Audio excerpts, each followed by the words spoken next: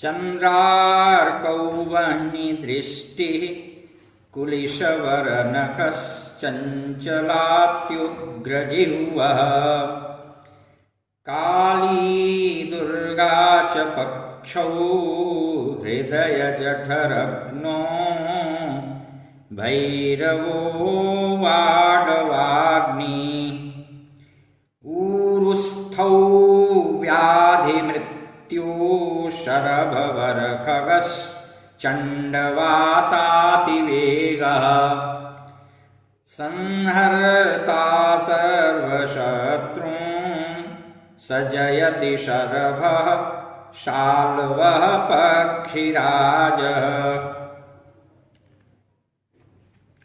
इस भैरव भगवान की उपासना संबंधित संदर्भों को आगे बढ़ाते हुए आज मैं आप लोगों को आकाश भैरव के बारे में कतिपय महत्वपूर्ण जानकारी देने जा रहा हूं। प्रत्येक व्यक्ति का जगजीवन समस्याओं और संघर्षों तथा शत्रुओं से पग पग पर घिरा है। शत्रु निग्रह तंत्र साधना का भी महत्वपूर्ण विषय है। हाँ, यह अवश्य है कि यहाँ आंतरिक शत्रु जिसे षड्रिप कहते हैं वे ही विशेष रूप से अभिप्रेत हैं, लक्षित हैं। बाह्य शत्रुओं के हनन हेतु भी अनेक अभिचार प्रयोग, उच्चाटन, स्तंभन, मारण, विद्वेषण आदि आगम ग्रंथों में बताए गए हैं। महाकाली, वनदुर्गा, धूमावती, बगला, शूलिनी तथा वाराही आदि महाविद्याएं शत्रु निग्रह कारिणी प्रमुख विद्याएं हैं। आकाश भैरव तो विशेष रूप से सादर स्मृतव्य हैं, इस हेतु उल्लेखनीय हैं ही। तंत्र क्षेत्र के प्रत्यक्ष प्रद शीघ्र शत्रु निग्रहकारी देवता हैं। शिव महापुराण और लिंग पुराण के अनुसार आतताई हिरण्यकश्यप का संहार करके विष्णु भक्त प्रहलाद को बचाने के लिए भगवान विष्णु के अंशावतंस श्री नृसिंह के रूप में प्रकट हुए थे। कार्य की समाप्ति के बाद उन्हें विष्णु के तेज में लीन हो जाना चाहिए था, किंतु इसके विपरीत अपनी क्रोध ज्वालाओं के दहकते तेज से विश्व भर को जलाने लगे। उस तेज द्वारा उत्तप्त प्राणी त्राहि त्राहि करते हुए परब्रह्म जगदीश्वर से निरंतर प्रार्थनारत हुए। तब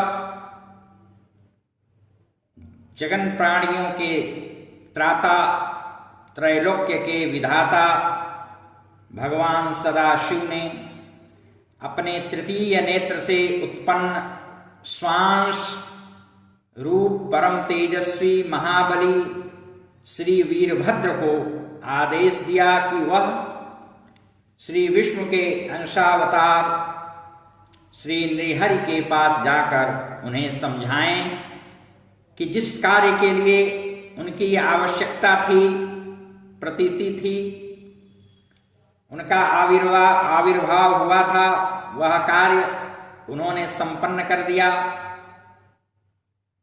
अब उस कार्य के संपन्न हो जाने के पश्चात उन्हें अपने उत्तरदायित्व को ध्यान में रखते हुए विश्व भर को दुखदग्ध करने की बजाय विष्णु के तेज में अपने आप को लीन कर लेना चाहिए। आवेशोन्मत्त क्रोधाकुल श्री नृसिंह भगवान ने श्री वीरभद्र की एक भी नहीं सुनी और उन्हें ही मारने के लिए दौड़े।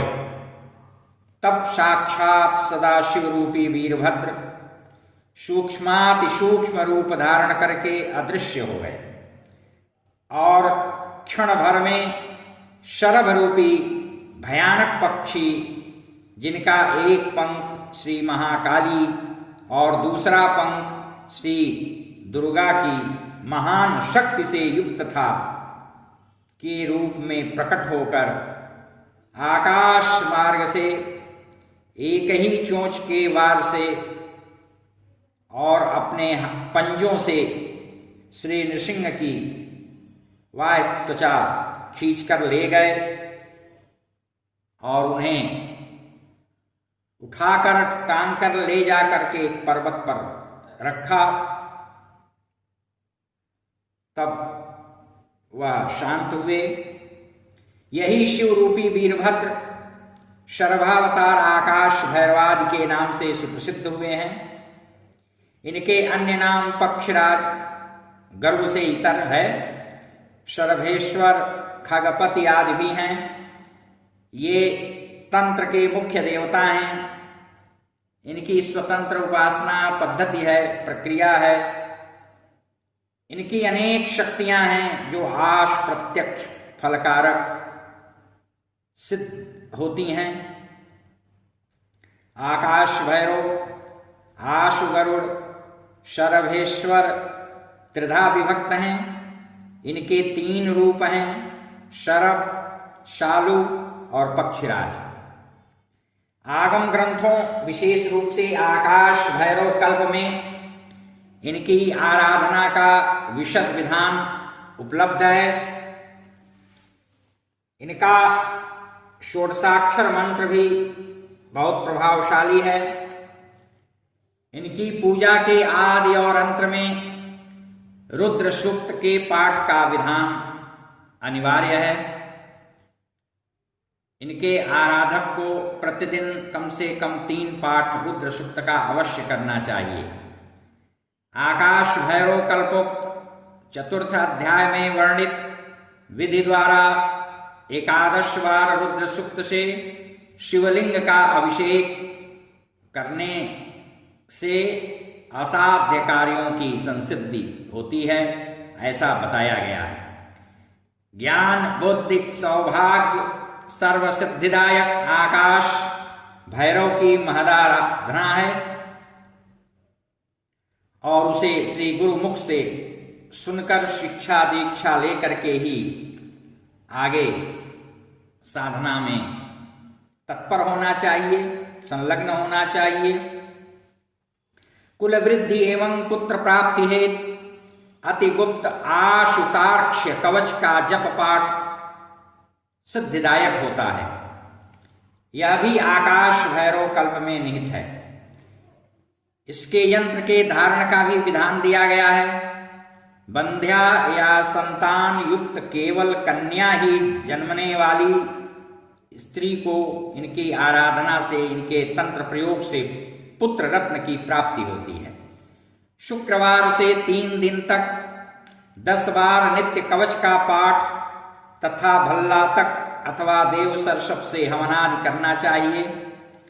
अभिषेकादि क्रिया करके एक बार फिर जल में डुबकी लगाकर रक्षाबंधन करने का विधान विहित है। शरभ भगवान का 42 अक्षरों वाला महामंत्र शत्रु कुल नाशक और घातक है। यह मंत्र 42,000 जप से सिद्ध हो जाता है। फिर दशांश हवन तर्पणादि करना चाहिए। तदनंतर स्तोत्र सहित शरभेशाष्टक का पाठ करना चाहिए। विधिवत इनके मंत्र की स्थापना से सभी प्रकार के पाप और बाधाओं का निवारण होता है। नाना प्रकार के कठिन रोग, भूत पिशाचादि के प्रकोपों का शमन होता है। अंत में शिव सायुज्य की प्राप्ति होती है। इनका माला मंत्र स्मरण मात्र से साधक को सभी प्रकार की सिद्धियां प्रदान करता है।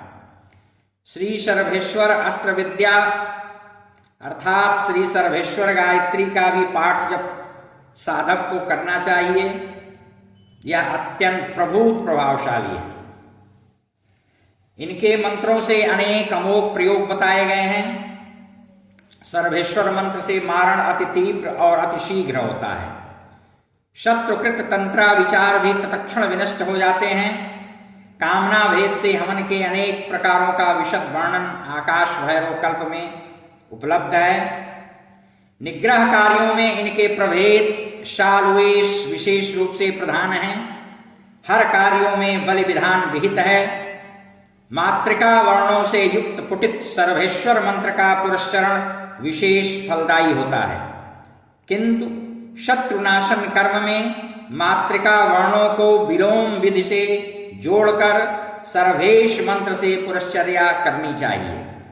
मंत्रांत में अपना मनोरथ अभिप्राय बोलते हुए स्वाहा शब्दोच्चार कर प्रयोग करना चाहिए और सारी क्रियाएं दक्षिणाभिमुख ही की जानी चाहिए। वज्र पंजराक्ष श्री सर्वशालो पक्षीराज कवच मनोवांछित कार्य सिद्धि हेतु अप्रतिम है। महाशास्ता का प्रयोग पुत्र संतान देने में अचूक है। यह प्रयोग पति को भी अनुकूल करने में रामबाण सिद्ध होता है। महाशास्ता का प्रयोग कभी व्यर्थ और निरर्थक नहीं जाता है। आपको आकाश भैरव कल्प में सर्वेश्वर का भुजंग प्रयात स्तोत्र भी प्राप्त हो जाएगा, जो लालित्यपूर्ण है, महनीय है और प्रभावशाली है। आज बस इतना ही। हरि ओम तत्सत, हरि ओम तत्सत, हरि ओम।